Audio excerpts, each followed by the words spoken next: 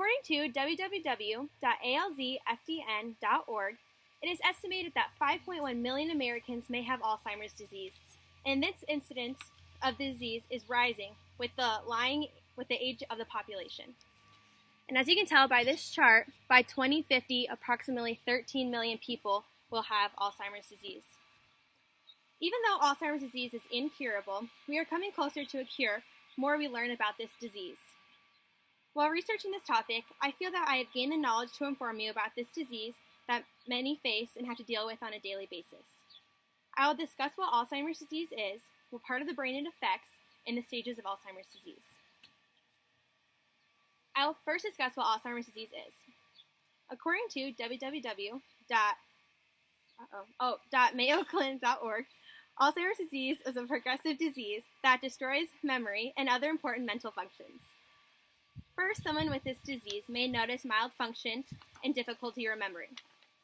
Eventually, people with this disease will forget important people in their lives and have personality changes.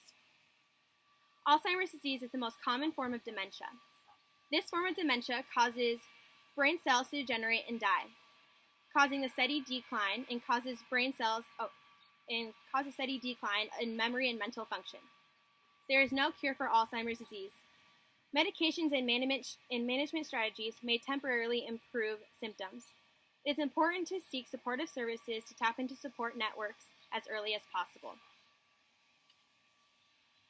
Now that we have discussed what Alzheimer's disease is, you may be wondering part of the brain it affects.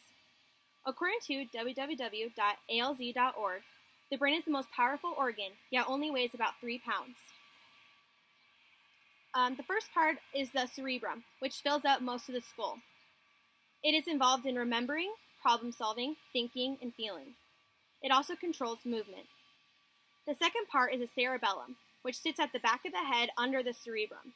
This controls coordination and balance. Oh no. Oh, okay. And this breaks it down more. This is the frontal lobe right here, and this controls personality and behavior. This is the motor cortex in the dark red, and it controls movement. Sensory cortex, which obviously senses. The parental lobe, and that controls arithmetic, spelling. Occupational lobe is vision in the blue, and then the temporal lobe is memory. And the third part of the brain is the brainstem, which sits beneath the cerebrum and in front of the cerebellum. It connects the brain to the spinal cord. This controls automatic functions such as breathing, digestion, heart rate, and blood pressure. Now that I've discussed what part of the brain this disease affects, I'll be talking about the stages of Alzheimer's disease. According to www.alzheimers.net, to better understand how Alzheimer's disease affects the hypothalamus and other regions of the brain, it is helpful to have an understanding of the 7 primary stages of the progressive disease. We'll begin with the first stage, which is a normal adult with no functional decline. The second stage, which is very mild decline. The second stage is very mild decline. The third stage is a person is not functioning as well, and they function like a 12-year-old. The fourth stage of Alzheimer's disease has moderate decline. This mild Alzheimer's, it requires some assistance. The fifth stage, which is moderately severe decline. This stage needs help getting dressed.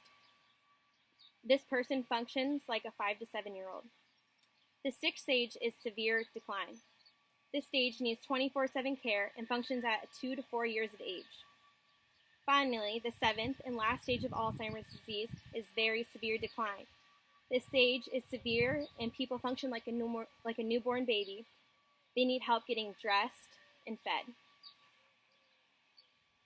As you can see by the stages of Alzheimer's disease, this disease is nothing but difficult to understand.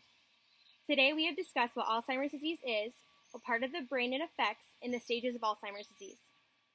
Even though Alzheimer's disease is incurable, we are coming closer to a cure the more we learn and understand the disease. All we can do while dealing with this disease is remember the love that they can no longer remember.